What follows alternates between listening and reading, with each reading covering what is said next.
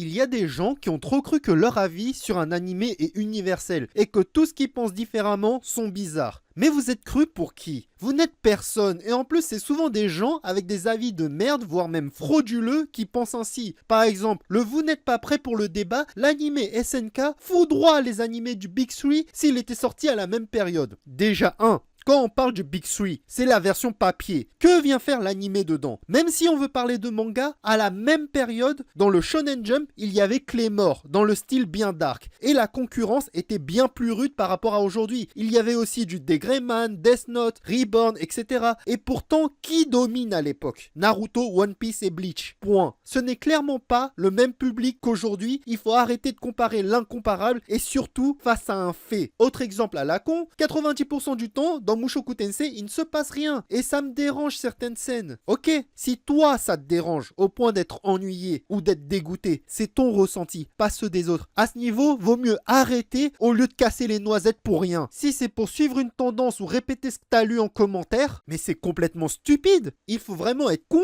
de s'infliger une souffrance et de l'ouvrir sans connaître. Ah non, tu veux juste des combats. Bah tu sais quoi? C'est une vidéo. Le skip, c'est facile. Tu ne vas pas rester admirer une chose qui te déplaît, je suppose. Au pire, les extraits, ça existe. Dans tous les cas, je n'ai jamais compris l'intérêt de suivre toute une œuvre centrée sur l'histoire et le développement des personnages juste pour des combats. C'est d'un ridicule.